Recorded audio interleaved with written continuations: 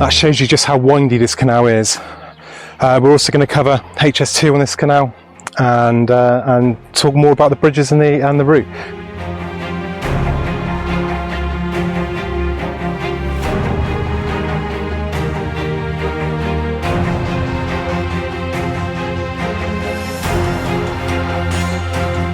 So I'm in Warwickshire and we are heading towards the Oxford Canal. We're just in the southern section of the Oxford Canal. It's a canal that's split into a couple of parts. I parked up in this little village here called Wormington, and wow, that church. But you come down through here and you've got some thatched cottages and mould red brick cottages and stuff, and it really is stunning. So a little further on and you can start to see what's coming on. So it's a little further north of the village. Coming around here, you've got the Oxford Canal, and it winds its way around here. Goes all the way up through around there, and winds its way back down, comes back through and goes across. And that's a major part of this canal. The canal, when it was built, was a contour canal. As the name suggests, it was largely built to the contour of the land. And this was done to save money and to save locks, save tunnels, save embankments, and all of that lot. So it's a very, very windy canal across this county. And then we've got HS2. HS2 runs through here. You can see the line of the site, and you can see in the distance, you probably count on this camera, there's bridges and stuff further over there. It looks like road or rail bridges or something like that, I'm not too sure. And it dissects the canal just over there where we'll walk up to, and that is the Oxford Canal Viaduct. HS2 is a topic that divides everybody, and it really does divide everybody. You've got the one camp, it's an awful idea, it's a waste of money, and then you've got the other camp, it will relieve traffic on West Coast Main Line, allow more freight services and stuff like that. Now, in the grand scheme of things, the cost of HS2 isn't that much. That's going to get some comments. There's a road being built at the moment which is nearly £2 billion, and a lot of bypasses cost, you know, upwards towards £1 billion. When you think how far this goes, and you were talking 100 billion to get from London to Birmingham and onwards, is that really a bad investment? We know we weren't told it was going to cost that much. We were told it's going to cost a fraction of that cost, and that's where the problems lie. But as a canal vlogger, I want to be able to cover all the places that is going to cut the canal network. Now, thankfully, there were funds put in place for HS2 which stopped them from being able to just literally cut through restorations and not worry about it. So canals like Lichfield going to have bridges paid for, and actually HS2 in the long term has been pretty good for them. Short term, it's, you know, stopped them being able to open a section, but long term it's allowed them to open extra sections with funding and whatnot, which they wouldn't have had if it wasn't for this project going ahead. So I'd say I've jumped from the it's a big waste of money to the I actually support this project. Again, cue the comments. I've looked quite deeply into the costings, which, as I say, aren't as bad as you think they are. The social, the economic and the environmental impact of this project. And now, whilst this is devastating right this second now, you need to think long term. So lots of surveys were done whilst they were in consultation, designing and whatnot. And they put a lot of things about the environment in and allow people to make decisions. And yes, it's a big concrete corridor running right through the country. They're also doing a lot of planting, a lot of ponds, a lot of wetlands, a lot of stuff like that. So 15 years time, this route will be very green. Then you've got to look at the social impact. Where it's ending in Birmingham is a terrible idea. It needs to go up north, and the idea is to free up certain railways which are already 4-tracked, they're already at capacity. If you go on the West Coast Main Line, you'll see trains going past every few minutes. They literally cannot take any more on that network. They need to take it right up to north. They need to get it to Manchester, Liverpool, Leeds, wherever they need to get to, and open up that central area of the country and allow the freight trains and local passenger trains to run on that network, whilst the main trains taking people from London to wherever they want to go with all their money. It just opens up the whole country. And this is for our kids, not for us. We won't see the benefits from it because of the costs, but our kids will. And yes, people are saying it's a railway for the rich. It's going to be more expensive. Who needs to save just a few minutes on the journey? And I get that, I really do. But there's more to it than that, there really is. So that's a temporary road access bridge that allows them to bring in whatever they need to bring in without disturbing all the local roads. Just in front of it and below, you can see lots of rebar sticking up and being caged around, and again you can see the start of it on the other side where it's just sticking up. So that is 2 of the pillars. Now this is going to be 3 spans across this sort of canal and slight valley here, and that's going to allow the viaduct to cross the canal and carry the railway 62.5 metres across. So again, on these surveys that they did, they were given options of how the bridge was to be finished, and the actual piers and abutments of the bridge are going to be faced with local ironstone, and then the actual the viaduct itself is going to have masonry leaf finish on it, sort of set found naturally in the area. So this temporary bridge means they can keep this canal open. The towpath itself is closed from this point down to the next bridge, but the piers and everything are being done without having to close the canal, and then they'll probably roll the bridge or lift the bridge in at that point then. I'm not too sure on the time scale of this. I know further up they've stopped building. There's sections sort of north of Birmingham that tie you into Handsacre onto the West Coast Main Line. They stopped. I think that's to concentrate more on this end. Obviously the northern section isn't happening, so they can carry on down here. So let's get to the real stuff, the canal. This is a very beautiful canal, a very popular canal with holiday makers. It was actually what saved it from complete closure. They tried to close sections in the 50s and the 60s, but it was all saved. So this isn't a restoration video. This is very much looking at the route around HS2 and seeing how that develops. So the canal itself was authorised by an Act of Parliament in 1769, which is very, very early in the canal age, and does make it one of the older canals on the network. It took about 20 years to build, and construction it didn't start to open until 1774. It opened in stages then, right up till 1790 when the last link was put in place, and took the canal from the Coventry Canal at Hawkesbury Junction all the way down into Oxford itself. So we're walking away now from Bridge 128, which was just behind us. You might be able to see the top of the HS2 bridge. And we're walking towards Bridge 129. Now, you can't see the bridge behind us already. We haven't walked very far, less than 100 metres I'd say, and we're already on the second corner. Straight around this corner is another corner, and then you should see 129 up ahead. And if you look at this from the air, we've come from behind the bit we couldn't get to, came down from up that way, came across, came around, came back, came around, and then came down to come onto here.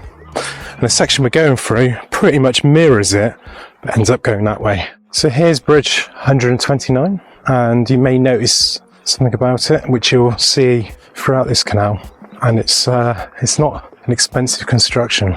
So you can see here it's just 2 little brick piers with a wooden footpath across. And what we find on this canal is lots of swing bridges, lift bridges, and bridges like this, which are relatively cheap to build. We'll get into that more as we go through the video. So the construction of the canal and the original surveying were taken up by James Brindley, who's one of the early canal legends, and also with his brother-in-law. His brother-in-law Samuel Simcock actually took over most of the construction when Brindley actually died in 1772. By 1774, the canal reached Knapton, which is just to the north of where we are now. Then work stopped, money ran out, and they had to apply for another Act of Parliament, and that didn't come until 1775 when more money was released so construction could continue. So we're currently in the 7th section now. The northern section, as I say, it starts at kind of Knapton, which is just over on the hill there, and it runs then to a junction of the Grand Union Canal. The Grand Union Canal, or the Grand Junction as it was then known,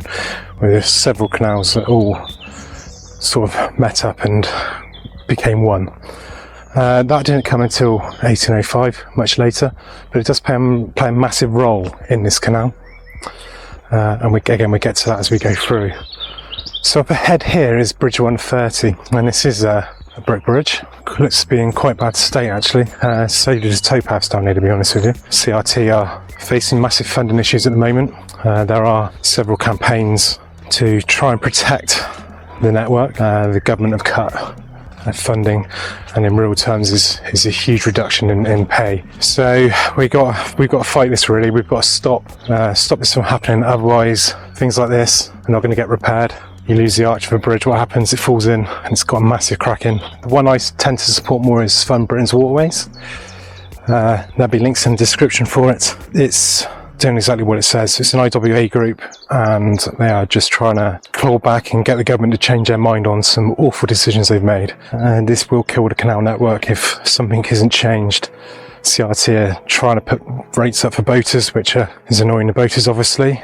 There is very little in the way of option for them at the moment, with the government sort of cutting funding so drastically. By 1778, the canal had reached Banbury, but again stopped due to financial issues. And it didn't start again until 1786. And it was then the engineer changed to James Barnes. And as funds were limited, that end lost a lot of these brick bridges and continued with the cheaper wooden swing and lift bridges, like we saw earlier. That wasn't a swing or a lift bridge, but you get the point with the limited amount of brickwork involved in it. So these wonderful brick arch bridges, like 131 ahead of us, are a thing you don't really see lower down. And the canal is now quite famous for it, actually. The southern end of the Oxford Canal is well known for sort of its swing and lift bridges and the trick of using a stick to get through. And then as you get through on the boat, you knock it out and the lift bridge drops back down. And the canal eventually reached the outskirts of Oxford in 1789, and then the final section into central Oxford was completed in 1790. There was also a link built called the Duke's Cut, which linked the Oxford Canal to the Thames, and that was built in 1789 by the Duke of Marlborough. So the canal was then very, very busy for the next 15 years. It was the main link between the Midlands and London, and that carried on until 1805 when the Grand Union came along, or Grand Junction as it was then. Now, they were bitter rivals, the two canals, and when the Oxford Canal was built, there was no competition. This winding route going through all of this, I'm walking back on myself now pretty much, wasn't a problem. I mean, it wasn't ideal. It took a long time to navigate it. There was no competition, so it didn't matter. 1805 came along, the Grand Junction came, and in the Act of Parliament, the Oxford Canal made them basically pay a toll for all the goods lost that were going to not travel down the southern section of the canal, and they got it as well. Basically, in the northern section was still busy, not as busy as before, and the southern section became pretty redundant. It was merely just serving the towns. It went along. It wasn't a through route anymore. And this led to 1827, when Mark Isambard Brunel was asked to survey the route, and they actually surveyed the northern section and Bridge 132. So although the distance between Coventry and Knapton is only 16 miles, the canal was much longer at 43 miles. That's how bendy it was. The idea was to straighten the canal between sort of Rugby and Coventry. The work was carried out between 1831 and 1834, and it shortened the canal by 14¾ miles, which made the route a lot more profitable again. It was a more direct route than before. It was still quite long, but it was a lot better. And then the canal was, this section, the northern section of the canal was very successful then, right up until the sort of 1950s. And there's a total of 38 locks on the whole canal, most of which are in the south. And these are all very deep locks. They've got single gates on each end, which was to save money. The problem with that is you get longer locks, so you lose more water. So if you imagine a lock and you imagine two gates on the end, they're short gates. So the bottom ones going in don't take up a lot of room. When you've got a single gate, you've got to have the brickwork longer. So the lock's actually longer itself. At the top you have the same problem. You've got to have the walls coming out longer as well. I would normally, when doing these videos as well, is I would walk up the canal, do all my footage, record it all, and on my way back to the drone stuff. I can't take off anywhere down there. It's quite overgrown. The towpaths are very overgrown, and there's a beautiful tree canopy, which, you know, I'm not complaining about. But the other thing is as well, these towpaths are awful. Some of the worst I've ever seen, and I'm constantly trying not to fall in. I've nearly fell in several times, but there's literally just holes in the towpath everywhere, and you're walking, putting all the weight on that leg to try and stop yourself from falling in, and my leg's killing, so I'm not going to do any more here. But please do get on the links and support, you know, Fund Britain's waterways and all that. And this needs to change, because this canal I can see being in a dreadful state very soon, with the towpaths closed. Walkers can't use it then. Certainly I wouldn't come down here on a bike, no chance. I haven't actually seen anybody walking down here today at all, apart from one boater who was walking alongside with their dog, who got on back at the HS2 works. And I don't know if that's because there's issues with walking down it because of the HS2, or just because of the state of this towpath. Just found a caterpillar on my head. That shows you how overgrown it is. I'm literally in everything as I'm walking along. I've never been attacked by so much by mozzies and horseflies and all sorts. So please do add some comments. I'd like to know what you think of these things, HS2 in particular. I do try and answer, and there will be discussions, shall we say, in there, I know. Again, about the state of the towpaths and the bridges and stuff. What do you think of this? What's your ideas? How do you think we can improve these things? Is it going to be a case of more community-led projects? As canal trusts are finishing restorations, they've got to face a real possibility that restoration is going to get taken up by CRT. CRT can't afford any more waterways. They might take some on, but the likelihood is your restoration is not going to get picked up. So they are going to have to carry on in a volunteer capacity after to maintain that waterway. Do we need this on all the working and restored canals? Do we need to do that as an option? Do we need people coming in and setting up? I'd be interested to hear what you think. But anyway, thanks for watching. Have a great day.